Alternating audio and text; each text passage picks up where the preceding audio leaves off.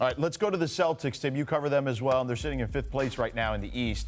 They were the sexy pick to win the East during the season and in the preseason, but they haven't figured it out yet. Why? What's the problem there? I mean, you guys hit on a bunch of it before, but I think it really goes back to Gordon Hayward. I think he's the center of all this stuff. When you have a hierarchy, and Scottie, I think, could speak to this better than me, but the teams need to have a hierarchy of guys from top to bottom, right? And it should have been Kyrie Irving and Gordon Hayward at the top, and then things kind of trickle down from there. Well, Gordon Hayward is not the player he was before the injury. It's not his fault, but he isn't. And that, to Scottie's point before, has impacted the way the young guys look at things. Terry Rozier wants to get paid this summer. Jaylen Brown played great in the playoffs last year. Their minutes are cut because Gordon Hayward's there. Gordon Hayward's not playing at the level he's supposed to.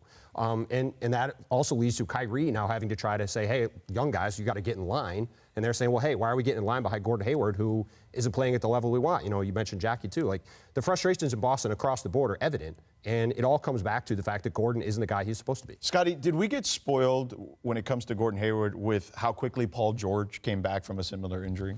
I think we really did, and I think what we're looking at is two different athletes. Paul George is a superior athlete, very athletic, bounced back from this injury, and you can't even tell. And we've watched Hayward kind of struggle to get back and really hasn't found the confidence that he needs out on the basketball court. So I don't want to blame what's going on with the Celtics on Hayward, but I think it's a collective thing. Mm-hmm. I think it's really about the success of their young players, but also being able to coach guys like Kyrie and Hayward and to get them to fit in and buy into what they created last year, because those young players built up a lot of confidence, a lot of steam, a lot of talk about being all-stars in the future. So those players came in this season thinking like they're going to get those same minutes. They're going to be better than they were last year, and it hasn't happened that way for them. And the Boston Celtics as a team has struggled from that. Because of that, they are in 5th place, and the truth of the matter is the All-Star game will